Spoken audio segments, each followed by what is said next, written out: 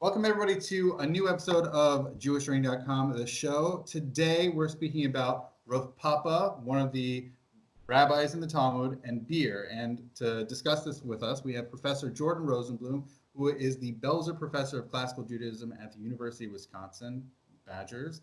And his first book, actually, for some of you out there whose consumption interests might go more broad than just drinking, his 2010 book was Food and Identity in Early Rabbinic Judaism, if people are curious about all that food. But we're more narrow here in Jewish Drinking. And his new book is coming out January 21st on rabbinic drinking. And I will definitely be including a link down below. Also, Professor Rosenblum, because he's put out a book about Jewish drinking or rabbinic drinking, he'll be on the show a lot more than just this episode. So we're talking about Rav Papa and beer, which is he is the rabbinic brewer par excellence, right? Yeah, he's the rabbinic beer baron. He's quickly became one of my favorite rabbis for a bunch of reasons. One is because we share an interest in rabbinic texts about drinking, and he appears a lot. And it's kind of a fun story, right? They keep making references to the fact that he made a bunch of money off of beer, and then he kind of weaves in and out of stories and occasionally makes halachic decisions that seem to benefit the beer industry. And so it's always intriguing to think about the intersections, right, between self-dealing and halakha.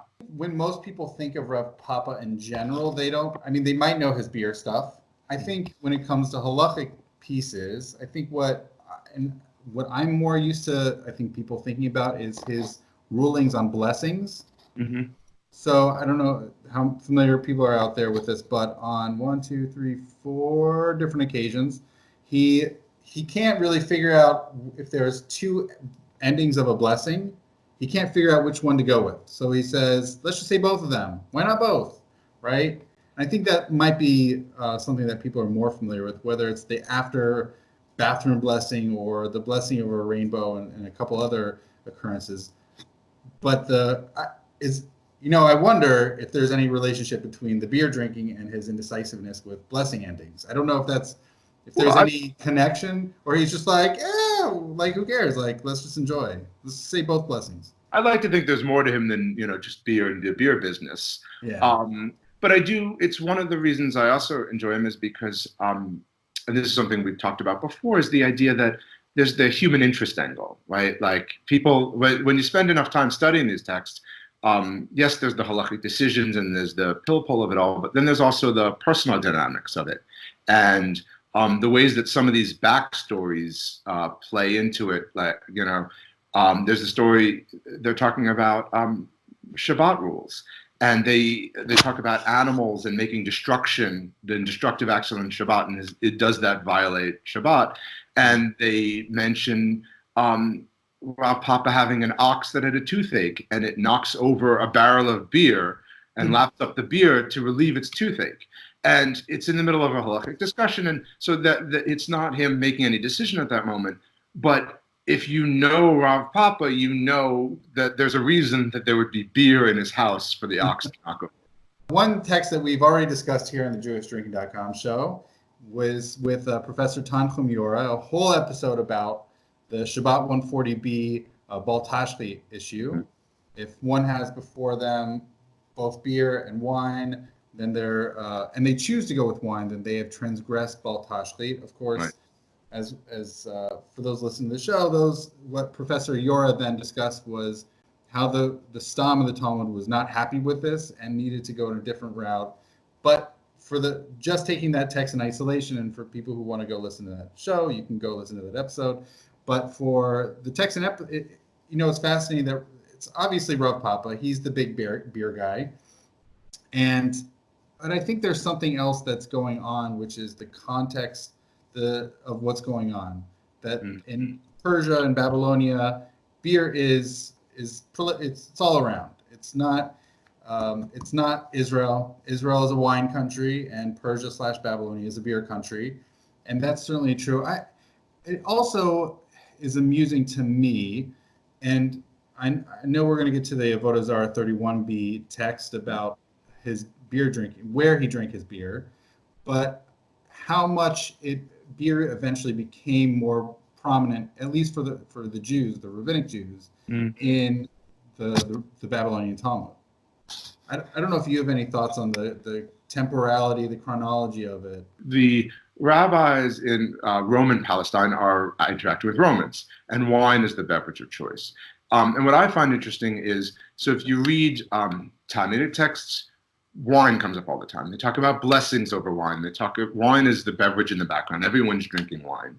And then in the Bavli, they're in our culture where beer is common. And so what I find really interesting is the Bavli starts to ask questions of wine texts about, well, what about beer? And what I see in that, and what I write a little bit about, is that's also the translation of a Palestinian context texts coming into a Babylonian context, right? We talk a lot about interactions between Bavel and Yerushalayim and people going back and forth, right?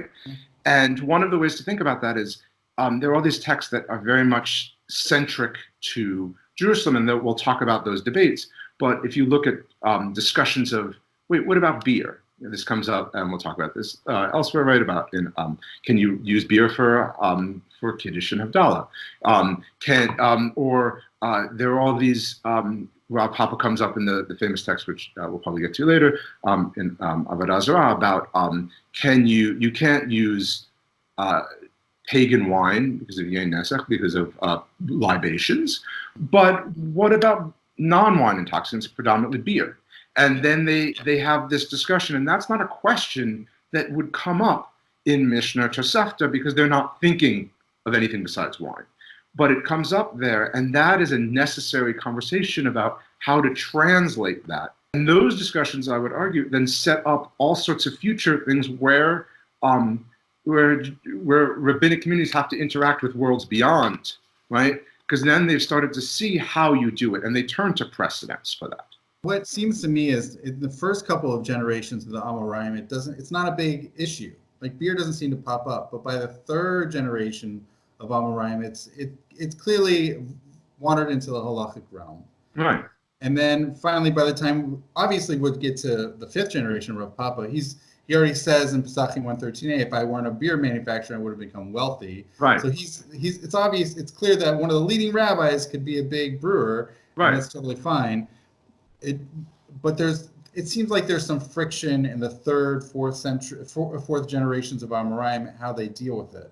And that's where that Avodah Zarah 31b piece comes up of, well, how come, and it's a very strange formulation of how come Gentile beer got forbidden, even though there's no clear articulation of this prohibition. It just is a reality, and the Amoraim are trying to, run around and try to deal with it. And one opinion is the same way that the Jews produce beer, but the other one is maybe the intermarriage issue, and so right, and that's the one. Inside. Right, and that's the one that gets. I've written a bunch about that. That's the for me the more fascinating one, because the answer is mishum chatanut, right? Because of intermarriage, and starting in my first book, I was writing a lot about the social dynamics around kashrut decisions, and this is one of those perfect texts when you find it, because you're trying to make this complex, modern, anthropological, sociological argument. And then you look at that text, and it just does it for you, right? Because they said it's because of intermarriage. And the example I then give is, right, two rabbis who would order the beer. Yeah. First of all, let's back up. The only reason we learned about this prohibition was because of this text. They said, why did they prohibit this? We didn't know they prohibited it until they asked us that, right? So that's a fascinating way that it's like letting us know. Yeah. And then they say, well, so Rav Papa would, and this is, you might read this halachically, right? Rav Papa would wait outside the bar, and they'd bring it to him, and then he'd drink it outside. Yeah. And forget the name of the other Rav off the top of my head. Where is that? I wrote notes to myself of what page of the book it's in, and Rav Achai made a bigger buffer. And he would wait till he got home and crossed into his house. And they said both of them agree it's because of this social situation, but Rav Achai was more machmir, he made a bigger buffer. Yeah. And So you could say Rav Papa, right? He's having the least amount of buffer to get the beer the quickest. You could read it that way. You could also read it, as you said, sort of a more compromised position of him. Maybe he's more willing to do that. But regardless, the beer is not the problem. It's the social situation. So when I'm arguing that there's so much more to kashrut than the kosher laws to just how a product is made. This is a perfect example of it because there's no halakhic issue with the beer is the same. They just say drinking it in there is the problem. And there's another text on in Bavli Kiddushin 45a where they imagine two men drinking wine under the willows in Bavel in Babylonia, and one takes a glass of wine, hands it to his buddy, and says, "Hey, our kids should get betrothed." Right? I read that very much in line of that. They're imagining, hey, you drink together. That brings some social connections, and you say, hey, we should really have our families connect. And they're saying, so the beer's not the problem, right? If it was wine drinking, it would be easy to say no. It doesn't matter if you drink the wine outside the tavern or inside. Beer doesn't have that same prohibition, but they're very clearly a social situation. How much? One curiosity I have is when it says a shop, the chanuta. How much is it a separate building and entity for it versus someone's house that they just could have brewed beer and just sold it? So that is complicated. That will depend on places and things, right? The tavern as a fully separable institution has a lot of variance and things. So it could be sort of both, but also some of them were like bed and breakfasts, right? You have people traveling over, and you stop in someone's house and you pay a fee to spend the night and get some food, and that continues for centuries. I mean, even unto today, the bed and breakfast. And so that is there would be variants of it, but most of them would be sort of multi-use environments where people were providing multiple services for that. But there also were certainly places that were kind of like taverns, and it's complicated. What do you translate it? And this is something I struggle with often in translating ancient texts, right? Because I want to convey the meaning in a sense that's easy to understand without having too complicated, like it's a tavern, but it's not quite the tavern you understand it today, but it's sometimes similar, sometimes different. And so sometimes, particularly in this book, I didn't give myself the luxury of footnotes. So sometimes I had to just make a judgment call and do my best to nuance it, even if it couldn't get the full nuance that, a 15-line footnote would allow me to give it. Yeah. So what I think is really funny about this text is I'm not saying it's necessarily cynicism, but it certainly comes across from Rav Papa drinking the beer, which is the beer is fine. It's just really the space within the shop. So I'm going to be literally outside of it. I can look in, I can speak with them, I can even pass the beer back and forth, but I'm going to be literally at the doorstep just to be compliant, which I think is also what it's funny what it says about him, because certainly as beer drinkers, that's part of what drinking beer is about. He could still converse with them about the beer. He's still there. He just wants to be technically compliant. Yes, but he is technically compliant, but also that very much changes the dynamics for things, right? It changes, and much of kosher life does that too, right? It's very different who you can invite into your home versus whose home you would go to eat at, right?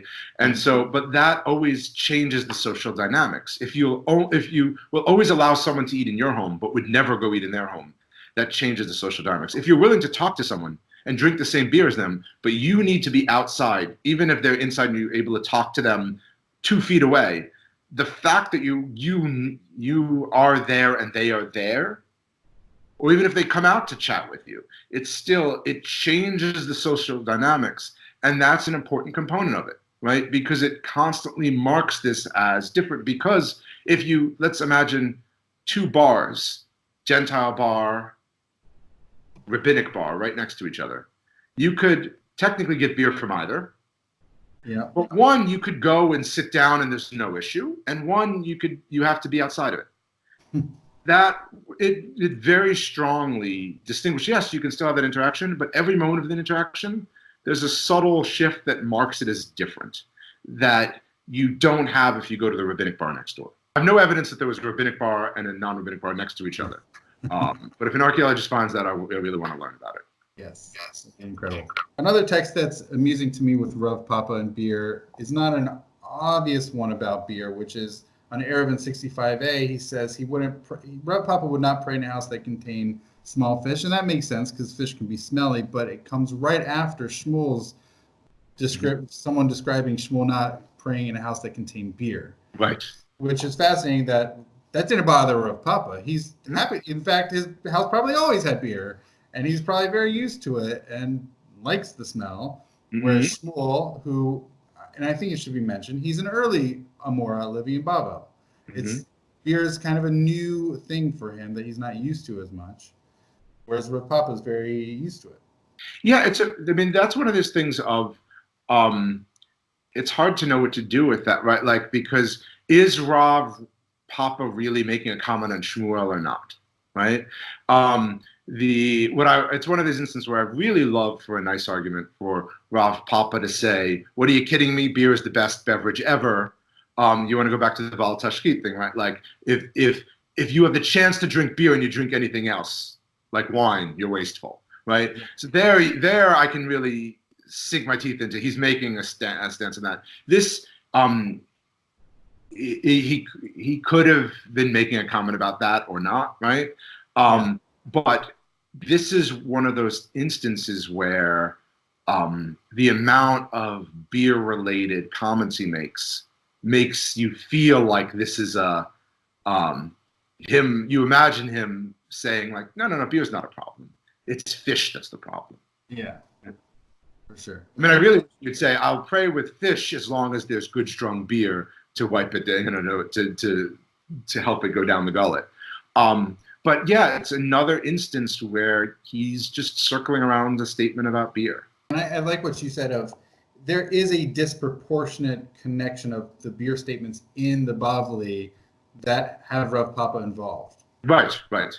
And I think that's what that was the prompt for us when having this conversation of, there are other rabbis who have one or maybe a couple of statements about beer, but Rav Papa's frequently associated it, in addition to, of course, his statement of saying I wouldn't become rich without it. But it's just very amusing. You want to do the Shabbat 110, I don't have anything particular on it other than, again, it's him it's again an example of his not. Well, it's an example of his knowledge, right? He has knowledge of how this is done. This and the.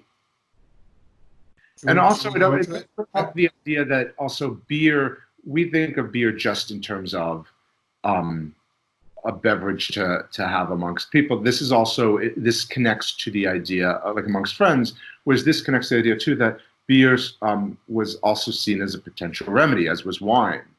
And so when they're talking about it's a good beverage, not just for the flavor, but also the idea of this is the proper recipe to make it a good beer and to make it an effective beer for treatments or for avoiding other maladies, right?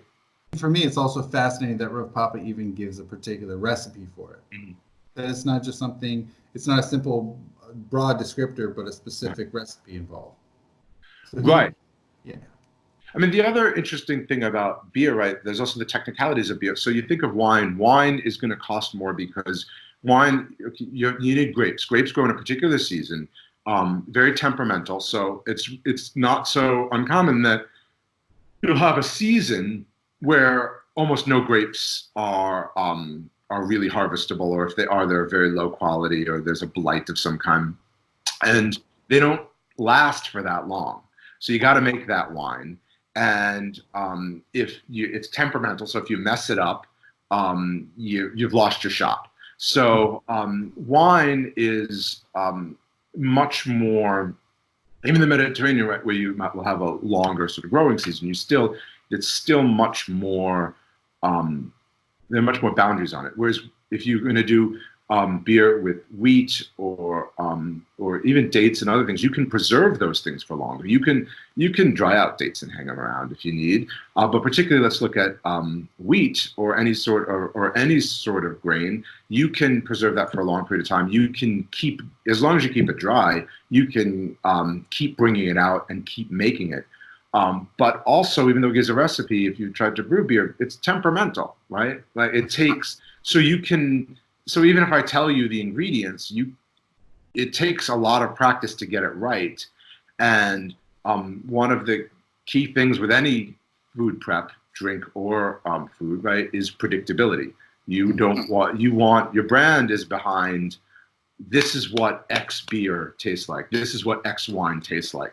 And people, you're not gonna become a beer baron like Rav Papa if your beer is sometimes really strong, sometimes really weak, sometimes really wonderful, and sometimes not. I have my first grad student, her husband is now an amazing beer brewer, but he started out as a home brewer.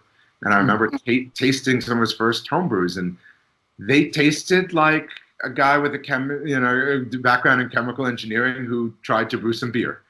And then over time, as he got more consistent, there would be a really good one and then an add one. And now, consistently, everyone I try tastes really good because it takes that experience, right?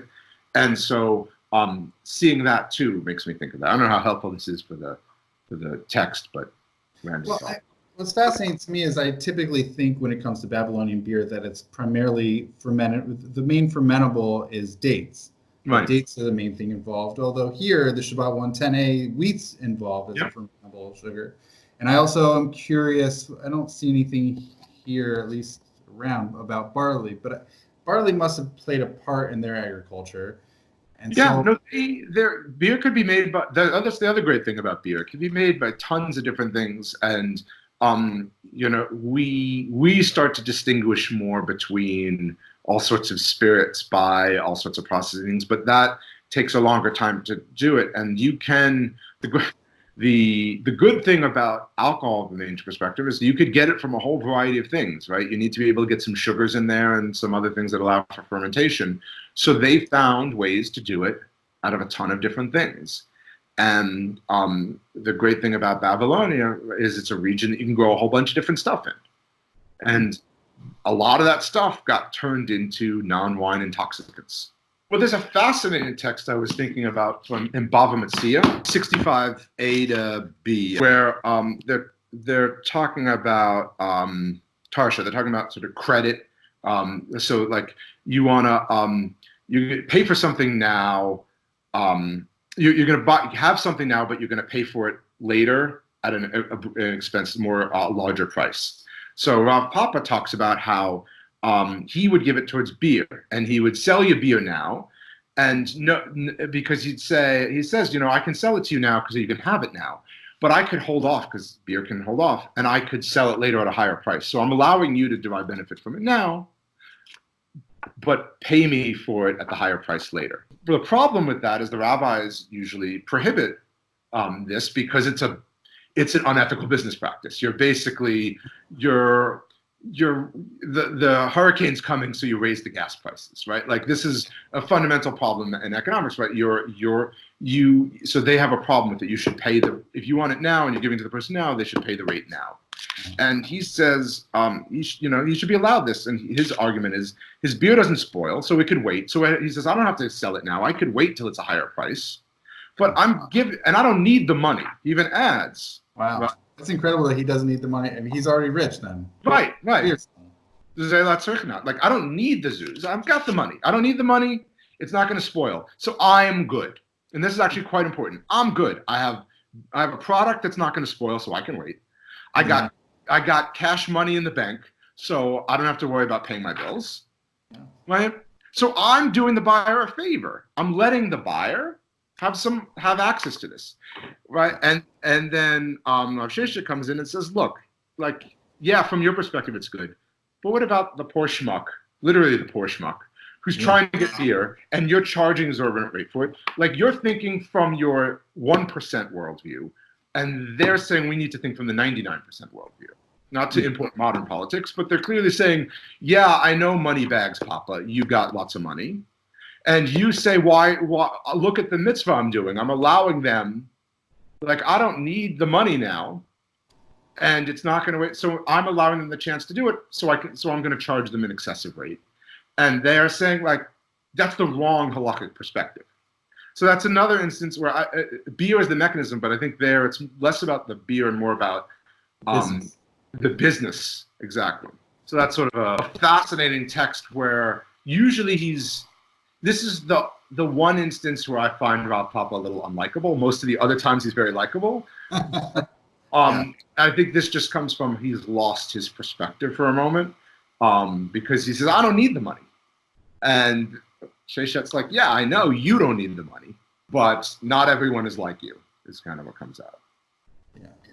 Thank you so much, Professor Rosenblum, for joining JewishDrinking.com for Rav Papa and beer text in the Bavli.